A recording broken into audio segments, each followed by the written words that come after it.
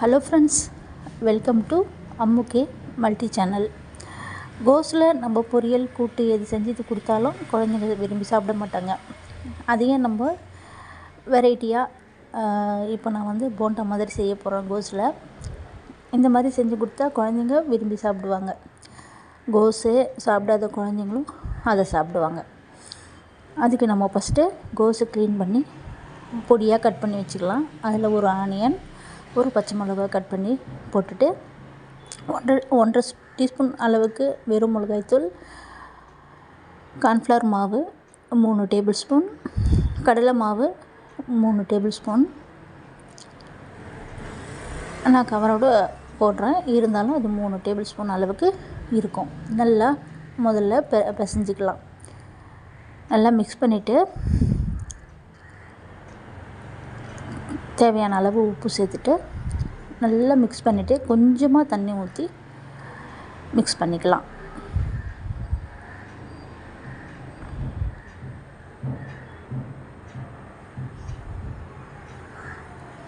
ரொம்ப தண்ணி விட்டுடக்கூடாது, கொஞ்சமாக தான் சேர்க்கணும்.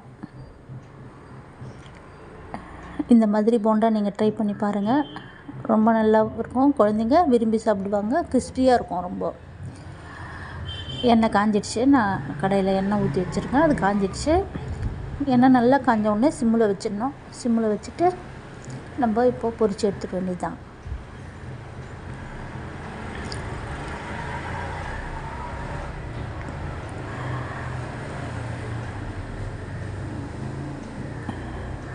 இந்த மாதிரி கோஸில் நீங்கள்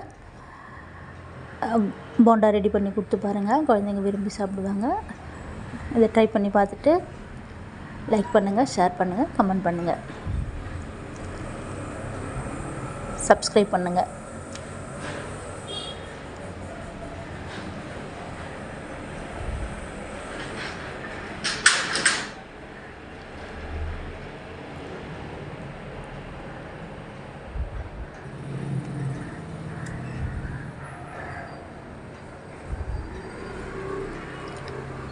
நம்ம கார்ன்ஃப்ளவர் மாவு சேர்க்குறதால எவ்வளோ நேரம் ஆனாலும் கிறிஸ்பியாக இருக்கும், முறுமுறுப்பாக குழந்தைங்க விரும்பி சாப்பிடுவாங்க. ட்ரை பண்ணி பார்த்துட்டு எப்படி இருக்குன்னு